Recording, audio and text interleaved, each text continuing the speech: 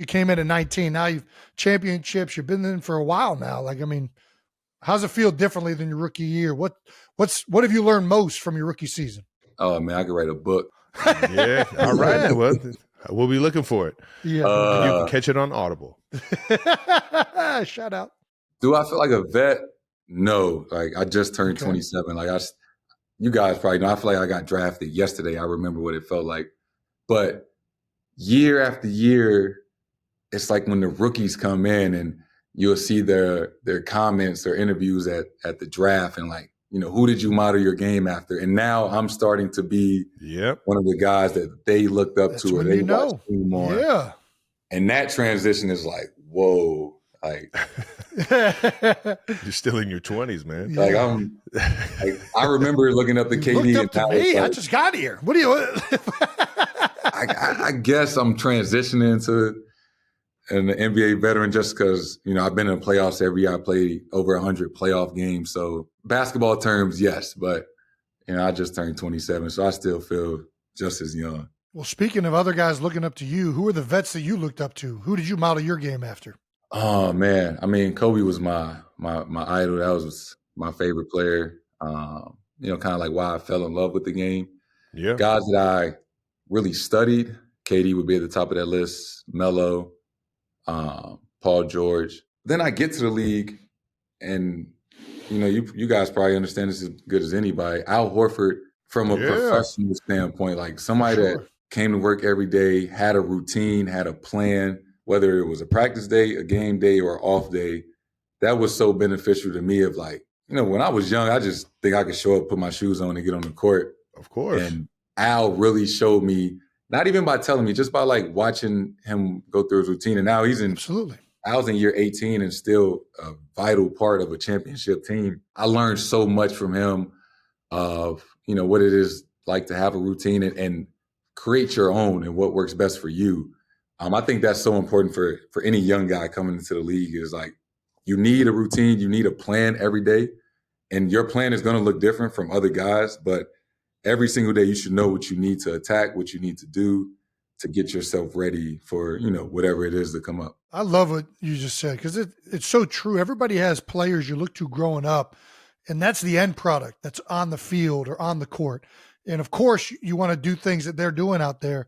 But once you get there, and you start learning it really in college and then the NFL, you see guys that are getting an edge or preparing a way, and you're like, hey, I really like what he's doing there. I'm going to start doing that. Or, this guy gets the most out of the meeting room because he's taking notes, or, how does he do that? And you're drawn from all these guys. So I think you're right, 100%. Like, that's really what ends up making the biggest difference is how you prepare for game day. You ain't lying. Game day is a manifestation of all the preration that went into it, as well as all the God-given talents. I'm telling you, keep having those conversations with the guys that are out of the league that, are later in their career, because I'm still learning from guys. I'm taking shit that my brothers told me. I'm taking stuff. You've never told. I've been telling you I told you last year, get out of them cleats, and you didn't do it one time.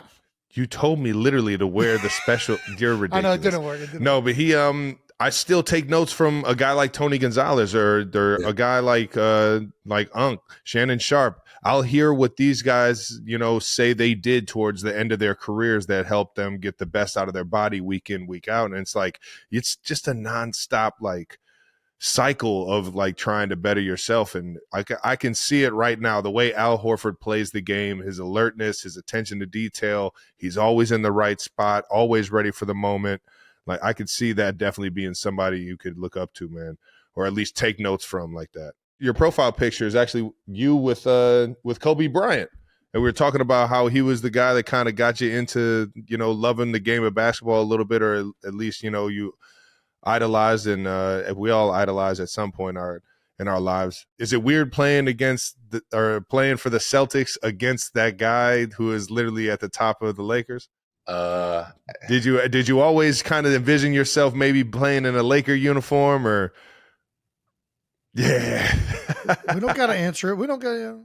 They had the second pick. So there was a part of me that's just like, man, my dream of being in the NBA is about to come true. And then my real dream of playing for the team that, I grew up a fan of, it was so close. But it made me appreciate it a lot more. Just like I remember the first day I walked into Staples Center, like the first time we played the Lakers, and I was in disbelief of just like, man, I watched so many of his games in this building, and now like I'm on the same floor. In that moment, it bridged the gap with like me and my favorite player. Like I got to share the floor, of the place that he, helped build. That's pretty fucking epic.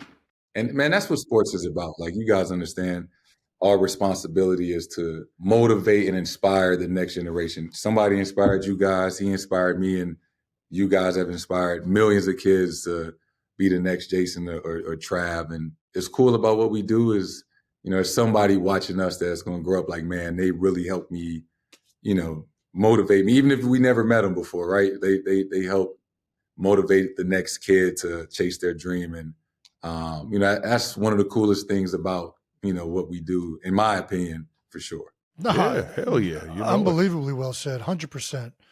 I think everybody remembers when they were a kid looking up to somebody. When you see kids come up to you, that's one of the bright spots of being an athlete, right? You get to see that innocence and just like that genuine pleasure of like interaction is just incredible. And Kobe, he came and talked to us. We were a full-on NFL team in 2017. He was from Philly.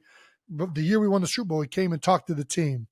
And even then, like still motivating. There were guys that took more away from that conversation than they had taken away from anybody in the football world, and how he prepared, how he got ready, his process in getting better. Like it was phenomenal. So I'll never forget that. He was great. Probably one of the best people we've ever had talk to the team since I was in the Eagles. It was great.